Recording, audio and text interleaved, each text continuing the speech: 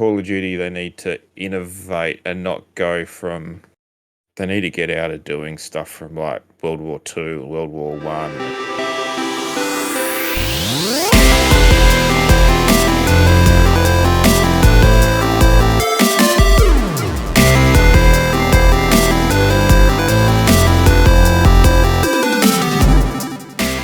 Hello and welcome to the Birdy and Bass Podcast. I'm Bass and with me is Birdy.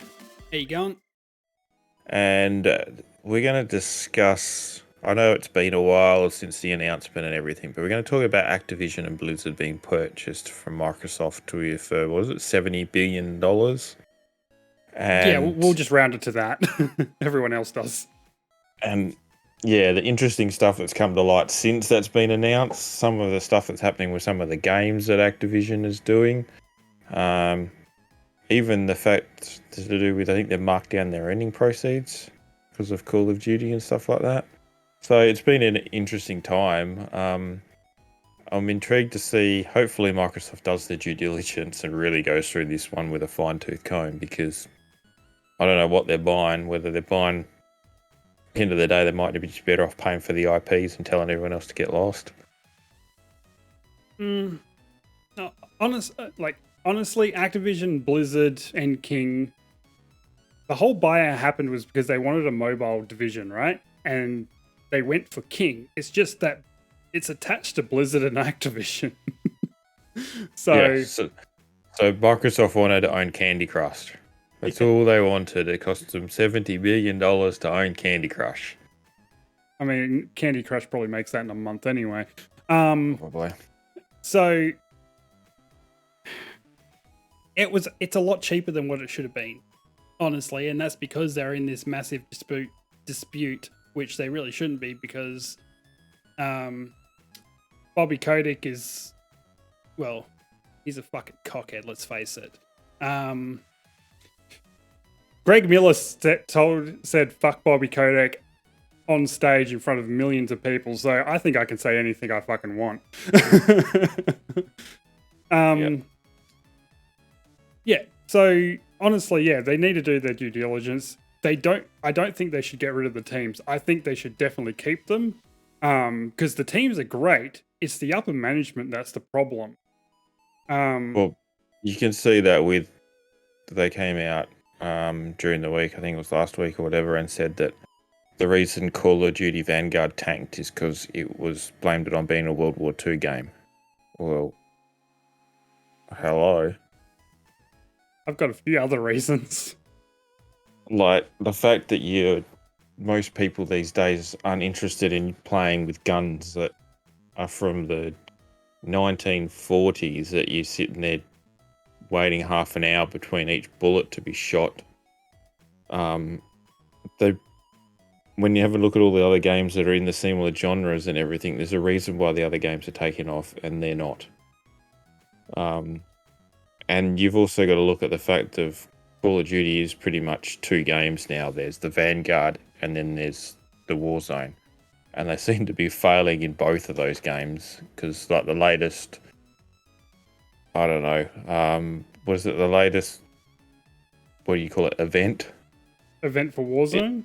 In-game event for Warzone seems to be a total flop when you've got large streamers going off to play Monopoly together on stream, rather than watch Godzilla take on. Anyways, that was King Kong and Godzilla. Like, yeah, King Kong and Godzilla.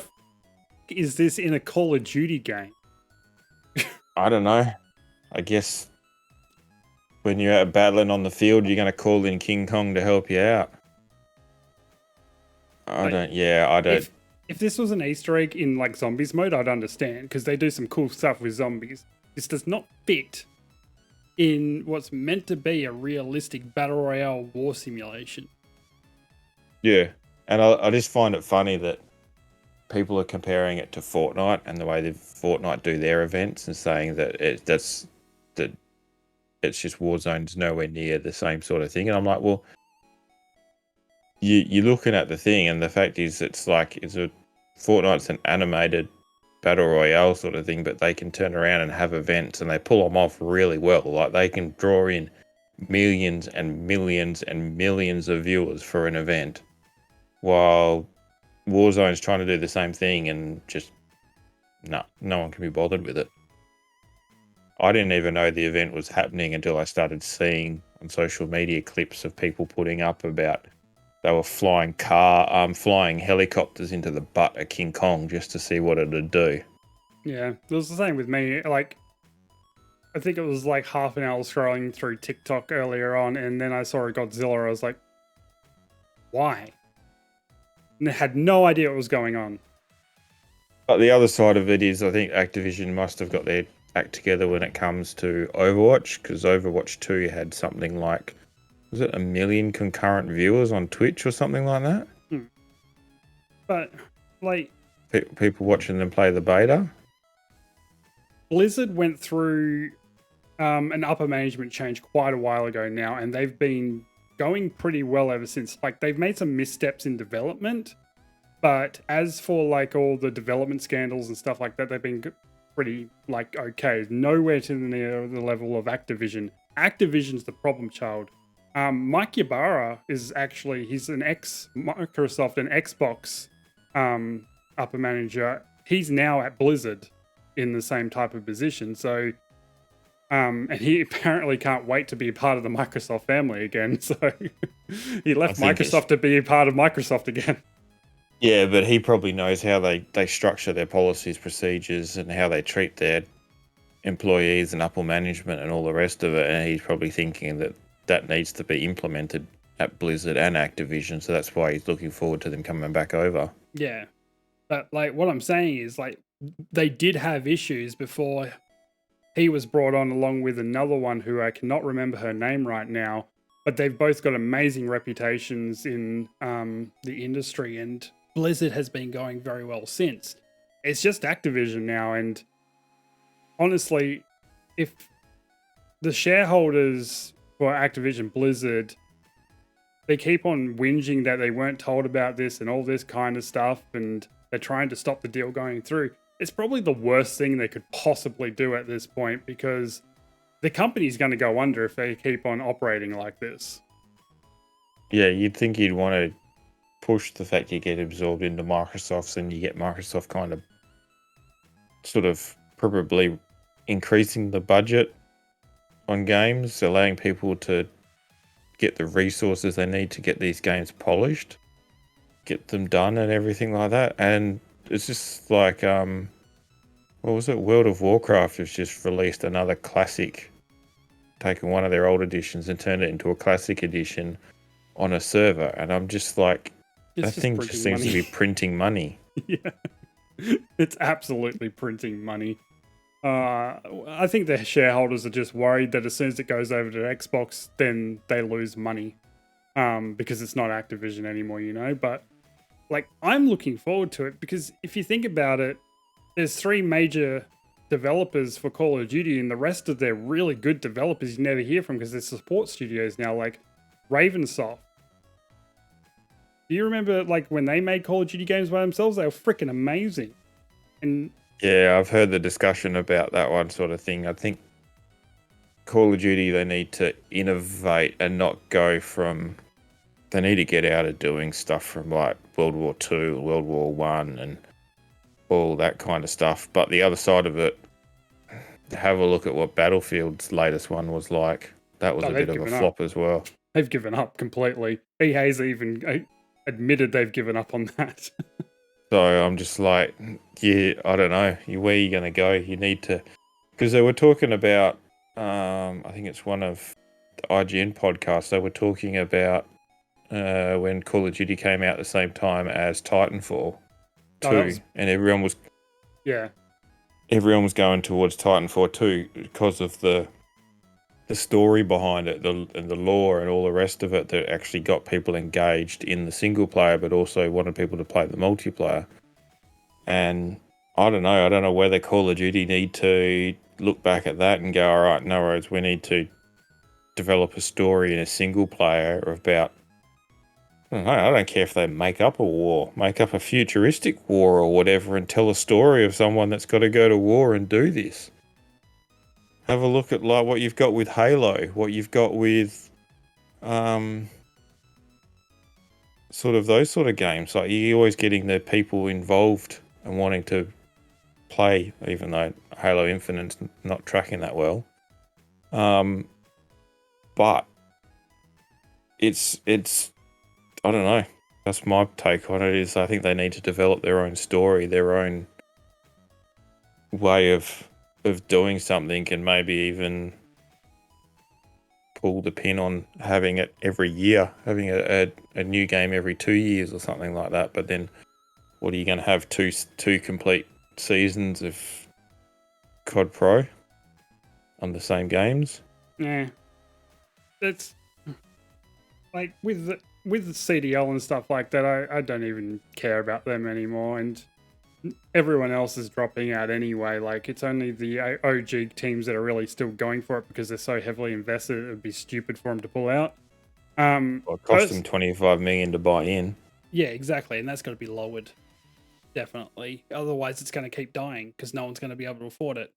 But that's the interesting part that I took on that one. Is the buy-in for it and all the rest of it, but Activision and stuff aren't getting behind it. Yeah. I think personally they need to take a serious look at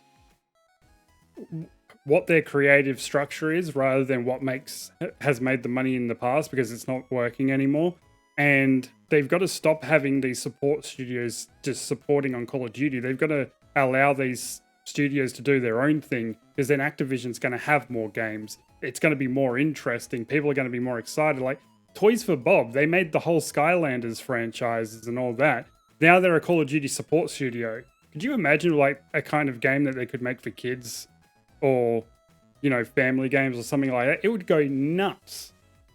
Yeah, you get back out into the market, get back out to multiple genres instead of locking yourself into just first-person shooters. Yeah, a $70 billion company should not be making one fucking game. And they're barely getting by on doing that. Yep. They have 14 studios working on Call of Duty. That's ridiculous. And they can't even finish a polished game with 14 studios on it. Yeah, I mean, obviously, they're split up between 3 games because they're always in rotation, but it's still stupidity. Yeah. I don't. But obviously, you can see for the fact. Take Overwatch. Overwatch is a multiplayer game that has animated futuristic characters. And look at the following it's got. You've just seen it in the beta. Look at everyone's waiting for the Overwatch 2. Now look at the fact that they've taken so long to develop that. Were they taking resources into Call of Duty? Well, why isn't Call of Duty becoming so innovative? Or they're just trying to work out how to rinse and repeat each year to make money? Like, I get why people like Call of Duty. It's the reason why I went from Titanfall to Apex. I love the feel of that game and that gameplay. It's fast-paced, it's sliding and stuff like that. Call of Duty's had a specific feel for like near on a decade, probably longer.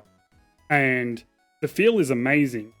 The problem is that I don't think they need to innovate so much as they've got to stick with what works in the field, but they've also got to give it a futuristic. Like if they went and gave Call of Duty the same gritty overtones over and over again, it's going to get dull, and that's what we can see happening. If they gave it something more bright, like what was that third person Rogue Company, something a bit brighter. Yep. But it had the feel of Call of Duty, and it was a first-person shooter, and it was more, maps like you see on Rogue Company, maps like what you see on freaking Valorant, maps that you see on Counter-Strike. Like, Counter-Strike is still freaking massive, and it's barely been updated in years.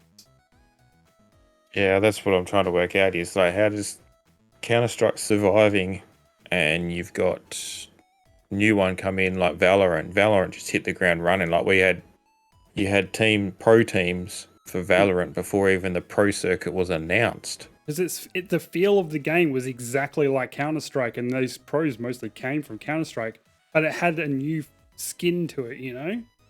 You don't have to reinvent the wheel, you just have to make it feel better. But is Call of Duty not appealing to the younger audience these days, like your Valorant, your Apex Legends and stuff like that, where people want to be in that more futuristic playing games? Like I think the age measurement for like the bulk of the age group for Call of Duty has gotten slimmer and slimmer and slimmer. Mostly because it's only really appealing to a very certain demographic of people, which are very normally toxic and angry players, unfortunately. And that demographic of people is making everyone else leave anyway to go to play to Fortnite and play Apex and play Valorant and everything like that. Like everything's got a toxic side to it, but COD is just getting worse and worse. And until they start, like, personally, I think like the lobby hot mics, they need to take them out, because that's the worst. Like the amount of abuse in there, you could be arrested for that shit if it was actually monitored. Oh, the death comms and stuff like that people, when they die, they just abuse through it. It's just... Yeah. I mean, sometimes it makes for great content for some creators who are into that kind of thing. And I find it funny as well. But like mental health wise, that can really mess some people up. And it's not a safe space to be in. So who wants to go and have fun after work and play a game that's not a safe space? They don't. They're going to go somewhere else. The other aspect that I've seen is a lot of streamers for COD are turning death comms off. And I would do the same, because I'm either going to shout back at them or make it worse.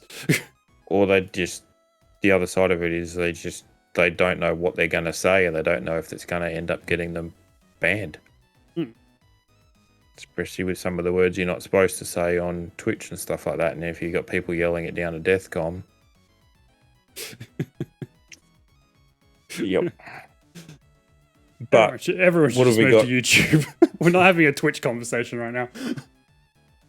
What have we got? We got about another 13 months, because apparently it's June 2023 when all of it's supposed to be done. So we'll just wait and see how the next 12 months scribe on it, sort of thing, to see how Activision goes. The only thing that I've seen that's got a real threat is there is some US senators trying to stop it. But if you actually read their testimonies in the court to try and stop it, they have no idea what they're talking about. So in other words, they're just getting paid to say something to try and stop it. I think they have family members that have shares within Activision Blizzard, and they're trying to make sure they keep making money, personally, because that's what it reads like. Yeah. So they got an underlying agenda. Yes. Because yep. We'll just see what happens, but thank you for listening to this podcast. You can find us on Instagram, Twitter, and Facebook under Essential Gamer. Until the next one, we'll see you later.